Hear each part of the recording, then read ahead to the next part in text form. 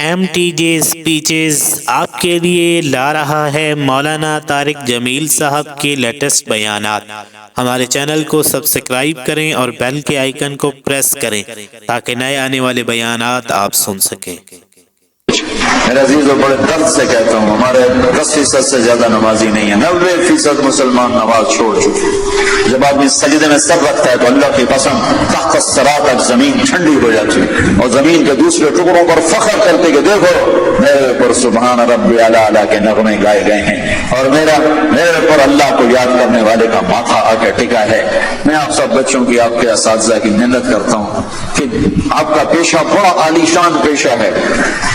آپ تاجر نہ بنو، ڈاکٹر بنو۔ آپ بچیوں سے بھی کہتا ہوں، اگر اللہ کل کو تمہاری چلا دے میڈیکل تو تاجر نہ بننا، ڈاکٹر بننا، مسیحا بننا، ظالم نہ بننا، پتھر دل نہ بننا کہ آنے والے کی ہائے تمہیں رلانے کے بجائے مزید پیسے بنانے کے لیے کھڑا کر دے۔ ایسا نہ کرنا اللہ کے واسطے، ورنہ میرا یہ دیش کبھی بھی زوال سے نہیں نکل سکتا۔ ہم نے ایٹمی طاقت بن کے دیکھا لیکن ذلت کے بستیوں میں اور آگے چلے گئے اور نیچے چلے گئے۔ نماز نہ چھوڑو، کسی حال میں نہ چھوڑو۔ تمہاری کلاس چل رہی ہے، کلاس کے بعد جا کے پڑھو۔ آپ کلینک میں بیٹھے ہوئے ہیں، آپ دیکھ رہے ہیں کہ بھائی میں شاید مسجد میں جانے میں مجھے مشکل پیش آئی، فارغ ہو کر اپنے کلینک میں نماز کی جگہ بنائیں۔ اللہ کے سامنے سب رکھنا۔ آپ گھر میں ہیں، نماز عبداللطیف صاحب بڑے اللہ والے تھے، ہم ان کے پاس بیٹھے ہوئے تھے، 2 آدمی آ گئے تو ایک نے آ کر، یہ کوئی 30-40 سال پرانی بات ہے لیکن مجھے یاد اس طرح رہے گی کہ اس کا ایکشن، اس کی دعا، ان بزرگوں کا جواب وہ ایسا عجیب سا تھا کہ وہ آج تک نقشہ میرے ذہن میں فکس ہو گیا۔ ان کی داڑھی تھی چھوٹی، سر پہ ٹوپی تھی خاکی رنگ کی اور بڑا چشمہ تھا، ایسے کر کے چوڑا چشمہ تھا۔ آ کر کہنے لگے، حضرت جی دعا کرو اللہ رزق حلال دے سے بہتا سارا دے، یوں ہاتھ پھیلائے، اللہ تعالیٰ رزق حلال دے بہتا سارا دے۔ انہوں نے بڑے پولے منہ سے کہا، حلال تھا تھوڑا ہی لبو۔ وہ ایسے انہوں نے بے ساختہ، حلال تھا تھوڑا ہی لبو۔ وہ میرے اندر راسخ ہو گئی یہ بات۔ ڈاکٹر ہو، تاجر ہو، وکیل ہو، انجینئر ہو، زمیندار ہو، کاشتکار ہو، صنعتکار ہو، حلال حرام کے مقابلے میں تھوڑا رہے گا اور شیطان دکھاتا رہے گا، دیکھو دیکھو دیکھو بڑی زبردست ہے، نہیں روکنا ہے روکنا ہے روکنا ہے روکنا ہے کہ ایک دن اللہ کے سامنے بھی کھڑے ہونا ہے۔ اگر یہ مریض کل کو قیامت کے دن زاہد کا گریبان پکڑ کے کھڑے ہو گئے، یا اللہ میری تو 5 روپے کی دوائی سے بھی کام چل سکتا تھا، اس نے 100 روپے کی گولی لے کر دی، تو پوچھ اس سے، تو کیا جواب دو گے اس نے؟ اگرچہ یہ ایسا نہیں کرتا مجھے پتا ہے، اس لیے میں نے اس کا نام لیا ہے، تو کیا جواب دے گا وہ؟ تو دوسری بتائی، کلو من الطیبات، حلال کھانا ہے، حرام نہیں کھانا۔ پھر تیسرا کھانے کا اصول بتایا، کلو واشربوا ولا تسرفوا، کھاؤ بھی صحیح پیو بھی صحیح پر پیٹ بھر کے نہ کھانا ورنہ بیماریوں کا شکار ہوتے رہو۔ تو نا کھانا، گوشت، روٹی، چاول، سبزی سبھی پھیر دی، کم از کم اب ڈاکٹر تو اچھا نمونہ پیش کرو۔ تو پہلا اصول بتایا ہے، انسان اچھا کامل نمونہ کب بنتا ہے؟ صحت اچھی۔ صحت اچھی کیسے ہوتی ہے؟ غذا صحیح، غذا۔ زیتون کڑوا ہوتا ہے، انجیر میٹھی ہوتی ہے، تو ایک بدو نے یہ آیت سنی، کہنے لگا یار یہ اللہ تعالیٰ قسم اٹھا رہا ہے، انجیر کی قسم، زیتون کی قسم، یہ کوئی بڑی مزدار چیز ہے کہ میں کھاتا ہوں۔ تو اس نے انجیر کھائی، انجیر تو واقعی مزدار ہوتی ہے، کہنے لگا بھائی واقعی اللہ نے صحیح قسم اٹھائی ہے۔ پھر زیتون کھایا، زیتون کڑوا ہوتا ہے، تو کہنے لگا اللہ تعالیٰ نے چکھے بغیر ہی قسم اٹھا دی اس کی۔ والتین والزیتون۔ تو میں آپ سب سے، بچوں سے، بچیوں سے، ڈاکٹروں سے کہتا ہوں، اپنی غذاؤں کو، بیکری سے باہر آؤ، بیکریوں سے نکلو، بسکٹوں سے، پیسٹریوں سے، کیک سے، سموسے، پکوڑے۔ اپنے نبی کا چارٹ پڑھو، میرے نبی کیسے کھاتے تھے، کیا کھاتے تھے، کم از کم اس سے راستہ مل جائے گا۔ وہ غذائیں تو ہم نہیں کھا سکتے لیکن کم از کم ہمیں راستہ تو ملے۔ کبھی آپ نے بھنا ہوا گوشت زندگی بھر نہیں کھایا، بھنا ہوا گوشت، ہماری کڑھائیوں سے سارا بازار بھرا پڑا ہے، زندگی بھر بھنا ہوا گوشت نہیں کھایا۔ اور گوشت کھایا تو صرف گوشت ہی کھایا، اور آپ کو گوشت میں بکری کی دستی پسند تھی، اگلا حصہ گردن کا گوشت پسند تھا، دستی کا گوشت پسند تھا۔ عبید رضی اللہ تعالیٰ عنہ باورچی تھے، وہ دیگ چڑھائے ہوئے کھڑے تھے، تو آپ نے کہا عبید مجھے دستی پکڑانا، عربوں میں بوٹیاں نہیں بناتے تھے، پورا حصہ ڈالتے تھے، تو انہوں نے ایسے ڈوئی ڈالی اور دستی نکال کے آپ کو پیش کی، آپ نے دونوں ہاتھوں سے پکڑ کر ساری کو ایسے نوچ نوچ کے کھایا، یوں پھینک دی، کہا عبید دستی پکڑانا، تو اس نے پھر آپ کو یوں پیش کی، آپ نے دونوں ہاتھوں سے یوں نوچ کے اسے کھایا، پھر یوں پھینک کر کہا عبید دستی پکڑانا۔ وہ کہنے کے یا رسول اللہ اب بکر میں تو دو ہی ہوتی ہیں، اگر تیرا بھلا ہو جائے، اگر تو میرے کہنے پہ ڈوئی ڈال دیتا تو جب تک میں کہتا رہتا اللہ میرے لیے نکال کے مجھے کھلاتا رہتا، تیری بے یقینی نے کام خراب کر دیا۔ اب باہر نکلے، صحابہ بیٹھے تھے، آپ نے کہا کیوں بیٹھے ہو؟ کہا یہ بھوک نے ستایا ہے، باہر آ گئے ہیں، سردیوں کا زمانہ۔ تو آپ نے حضرت علی سے فرمایا علی جاؤ یہ کھجور سے کہو اللہ کا رسول کہتا ہے ہمیں تازہ کھجوریں دو۔ اگر حضرت علی بھی عبید کی طرح کہہ دیتے کہ جی یا رسول اللہ کھجوریں تو سردیوں میں کوئی نہیں ہوتی، تو پھر وہیں اللہ کی مدد رک جاتی، تو علی کا مقام تو عبید سے بہت اوپر تھا، وہ ایک دم اٹھے کہنے گئے اللہ کا رسول کہہ رہا ہے ہمیں تازہ کھجوریں چاہیے۔ تو شدید سردی میں درختوں کھجور کے پتوں سے تازہ ٹپ ٹپ ٹپ کھجوریں اتنی گری کہ پوری چادر بھر گئی، تو آپ نے چادر اٹھا کے لاؤ بھائی کھاؤ بھائی، آپ نے سب کو کھلایا۔ تو آپ کو گوشت میں دستی پسند تھی، لیکن آپ گوشت کھاتے تھے ساتھ اور کوئی چیز نہیں کھاتے تھے۔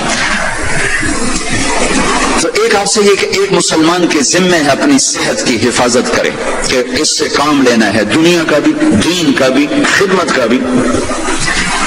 ایک مریض کو سکھ پہنچانا کتنی بڑی بات ہے۔ بیمار تھا تو نے میرا حال ہی نہ پوچھا، وہ کہے گا یا اللہ آپ تو بیمار ہو ہی نہیں سکتے، تو اللہ تعالیٰ فرمائیں گے میرا فلاں بندہ جو بیمار تھا اگر تو اس کا حال پوچھتا تو ایسا تھا جیسے تو نے میرا ہی حال پوچھا۔ تو جب حال پوچھنے پر یہ مقام ہے تو علاج کرنے پہ کیا ہوگا، کسی کو سکھ پہنچانے پہ کیا ہوگا، صرف حال پوچھنے پر۔ اور کیا کہا فلاں بندہ، یہ نہیں کہا میرا مومن بندہ، متقی بندہ، نیک عورت، اچھی عورت، فلاں بندہ بندی، کوئی ہندو سکھ دہری عیسائی مسلمان کافر مشرک بیمار تھا حال پوچھتے۔ ایک یہودی بچہ آپ کی خدمت میں آیا کرتا تھا، کچھ دن نہیں آیا، آپ نے کہا وہ بچہ کہاں ہے؟ کہا جی بیمار ہے۔ کہا چلو اس کا حال پوچھیں، 7 میل پیدل چل کے گئے اس کا حال پوچھنے۔ ہم اپنے بھائی کا حال نہیں پوچھنے جاتے؟ تو میرے عزیزو ایک چارٹ ہے اس جسم کا، اس کو وہ دینا جو اللہ اس کا رسول کہتا ہے۔ پھر دوسرا ہے جسم کے ساتھ روح کا، روح باقی رہتی ہے، جسم مٹی میں مل کے خاک ہو جاتا ہے، صفر ہو جاتا ہے۔ اس کی غذا 2 چیزیں ہیں، وطور سینین وہذا البلد الامین، وطور سینین وہذا البلد الامین، اور مجھے قسم ہے طور سینین کی یعنی جہاں تورات اتری، وہذا البلد الامین، اور مجھے قسم ہے اس مکہ کے امن و امانت والے شہر کی جہاں قرآن اترا۔ تو 2 جگہوں کا تعلق روح کے ساتھ ہے، ان کو بعد میں ذکر کیا ہے، ایک طور سینا جہاں پہلی کتاب تورات اتری، اور ایک مکہ جہاں آخری کتاب قرآن اترا۔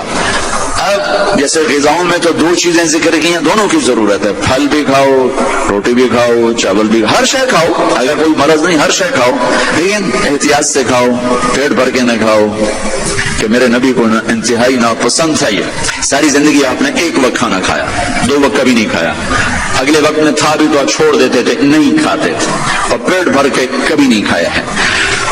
تو 2 چیزیں طور سینین اور بلد الامین، اس میں ہمیں اب ایک کی ضرورت ہے دوسرے کی نہیں۔ طور سینا میں تورات اتری، اور تورات قرآن میں اتر گئی کہ میرے نبی نے کہا اوتیت المثانی مکان التورات، مجھے تورات کے بدلے میں سورۃ فاتحہ مل گئی ہے، تو تورات آ گئی قرآن میں۔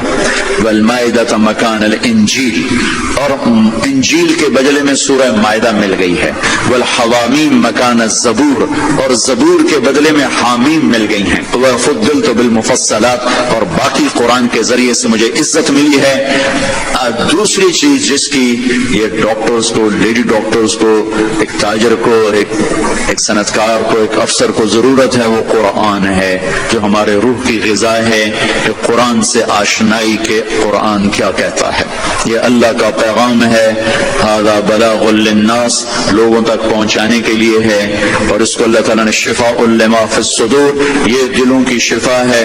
ھدی ورحمۃ للمؤمنین، ایمان والوں کے لیے ہدایت بھی ہے اور رحمت بھی ہے. ان ھذا القرآن یہدی للتی ہی اقوم، یہ سیدھا راستہ بھی بتاتا ہے. یہ وہ کتاب ہے جس کا ٹائٹل ہے لا ریب فی. ساری دنیا کے دانشور جو مرضی لکھیں، کوئی یہ نہیں لکھ سکتا کہ جو کہہ رہا ہوں شخص سے بالا تر ہے. میرے رب کا فرمان ہے کہ جو کچھ اتارا جا رہا ہے، کہاں جا رہا ہے، یہ شک و شبہ سے بالا تر ہے. دوسری چیز جس کی ڈاکٹر کو بھی ضرورت ہے، تاجر کو بھی ضرورت ہے، عالم کو بھی ضرورت ہے، بچیوں کو ضرورت ہے، آپ کو ضرورت ہے، ایک میاں بیوی کو ضرورت ہے، وہ قرآن ہے. قرآن زندگی گزارنے کا طریقہ بتاتا ہے. اللہ سے کیسے جڑنا ہے یہ طریقہ بتاتا ہے. اللہ کے بندوں سے کیسے جڑنا ہے یہ طریقہ بتاتا ہے. اللہ سے جڑنے کا ذریعہ ہے کبیرہ گناہوں سے بچنا. اتق المحارم تکن اعبد الناس، کبیرہ گناہوں سے بچو، اللہ کے عبادت گزار بن جاؤ. اللہ سے جڑنے کا ذریعہ ہے اس کی بندگی اور اطاعت اور اس کے فرائض کا ادا کرنا. اس کے فرائض میں نماز سر فہرست ہے. 700 دفعہ قرآن میں نماز کا ذکر آیا ہے اور 10 دفعہ اقیموا الصلاۃ وآتوا الزکاۃ، اقیموا الصلاۃ وآتوا الزکاۃ، اقیموا الصلاۃ وآتوا الزکاۃ. 10 دفعہ اللہ نے کہا نماز پڑھو زکات دو، نماز پڑھو زکات دو. عبادات میں مردوں عورتوں کے لیے نماز سب سے اعلیٰ درجے کی چیز ہے. جعلت قرۃ عینی فی الصلاۃ، آپ کلاس لے رہے ہیں، نماز سر پہ آ گئی ہے، اب آپ مسجد کی طرف بھی جائیں. آپ کلینک میں بیٹھے ہیں، نماز کا وقت آ گیا ہے، آپ 10 منٹ کا وقفہ لیں اور اپنے اللہ کے سامنے سجدے میں سر رکھیں. پھر آپ اپنے کلینک پر آئیں. آپ آپریشن کر رہے ہیں، وہاں سے نکلنا مشکل ہے، آپ 10 منٹ بعد نماز پڑھ لیں، لیکن چھوڑنے کی گنجائش نہیں ہے. گھر میں بچوں کے ساتھ خاتون مشغول ہے، اللہ کا بلاوا آ گیا، اب اللہ کے سامنے کھڑے ہو جائیں کہ اللہ تعالیٰ نے آپ کو بلایا ہے اور یہ سر زمین پہ رکھنا میری آپ کی سب سے بڑی معراج اور عزت اور عظمت اور کامیابی ہے. اور میرے نبی کا دنیا سے جاتے ہوئے آخری پیغام تھا الصلاۃ، میری امت نماز نہ چھوڑنا. علی رضی اللہ تعالیٰ کو تیر لگا جنگ میں اور تیر ران میں لگا. وہ ایسا کھب گیا کہ نکالیں تو نکلتا نہیں تھا، زور لگائیں تو درد ہوتا تھا. تو انہوں نے کہا اسے چھوڑ دو. نماز کے لیے کھڑے ہو گئے، نماز کی نیت باندھ کے کھڑے ہو گئے، نماز شروع کر دی. تو انہوں نے نماز کے دوران تیر نکالا تو ان کے جسم میں اتنی جنبش بھی نہیں ہوئی. نماز کے بعد فرمانے لگے تیر کا کیا بنا؟ کہا جی نکال لیا. تو مجھے تو کوئی پتہ نہیں چلا. عروہ بن زبیر رضی اللہ عنہ کے تو پاؤں کا وہ گینگرین ہوگی، گینگرین. تو وہ ڈاکٹروں نے کہا جی اب یہ کاٹنا پڑے گا، نہیں کاٹا تو آگے اوپر جائے گا سارا. ان کا ٹھیک ہے کاٹ دو. تو پھر آپ شراب پی لیں تاکہ آپ بے ہوش ہو جائیں، پھر ہم کاٹ دیں. فرمانے لگے کہ شراب اور ایمان ایک پیٹ میں جمع نہیں ہو سکتا. جس پیٹ میں شراب جاتی ہے اس سے ایمان نکل جاتا. تو فرمایا میں ایسا کرتا ہوں، میں نماز شروع کرتا ہوں تو میرا پاؤں کاٹ دینا. تو بیٹھے اور ایک پاؤں ایسے پھیلا دیا اور نماز کی نیت باندھ کے بیٹھ. تو انہوں نے نماز کے دوران ان کا پاؤں کاٹا اور اس کی پٹی کی اور ان کا جسم اتنا بھی نہیں ہلا، اتنا. سلام پھیرنے کے رابعہ بصری رحمت اللہ علیہا اپنے خامن سے فرماتی رات کو غسل کر کے کپڑے پہن کے خوشبو لگا کہ آپ کو میری ضرورت ہے. اگر وہ کہتے نہیں تو پھر کہتی مجھے اجازت ہے میں اپنے اللہ سے بات کر لوں؟ کہنے کہ ہاں اجازت ہے. پھر ساری رات سجدے میں گزر جاتی تھی اور نفلوں میں گزر جاتی تھی اور رونے دھونے میں گزر جاتی تھی. جوانی میں فوت ہو گئی 40 سال کی عمر میں. جب ان کا انتقال ہوا تو ایک خادمہ ساتھ اس سے فرمانے لگی دیکھو میں جب مر جاؤں نا تو مجھے راتوں رات دفن کرنا ہے اور جس کرتے میں تہجد پڑھتی تھی وہ مجھے کفن دینا ہے اور کسی کو بتانا نہیں. تو اگلے دن وہ خواب میں ملی اسی خادمہ کو. ان کا ماں جی آپ کے ساتھ کیا ہوا؟ کہا منکر نکیر آئے تھے قبر میں، مجھ سے کہنے لگے من رب کی، تیرا رب کون ہے؟ تو میں نے کہا سبحان اللہ 40 سال جسے نہ بھلا سکی، 4 رات زمین کے اندر آ کے اسے بھول جاؤں گی۔ تو منکر نکیر کہنے لگے چلو اس کا حساب کیا لینا۔ تو انہوں نے بڑی خوبصورت پوشاک پہنی ہوئی تھی، کہا آپ کا تو کفن وہ تہجد والا کرتا تھا، یہ سبز ریشم کہاں سے آ گیا؟ کہ یہ سبز ریشم مجھے اللہ نے پہنایا ہے اور تہجد کا کرتا لپیٹ کے رکھ دیا گیا ہے، قیامت کا دن میرے اعمال کے اندر اس سے بھی تولا جائے گا، میرا وہ کرتا بھی تولا جائے گا جس میں وہ تہجد پڑھا کرتی تھی۔ تو اگر ہم تہجد نہیں پڑھتے کم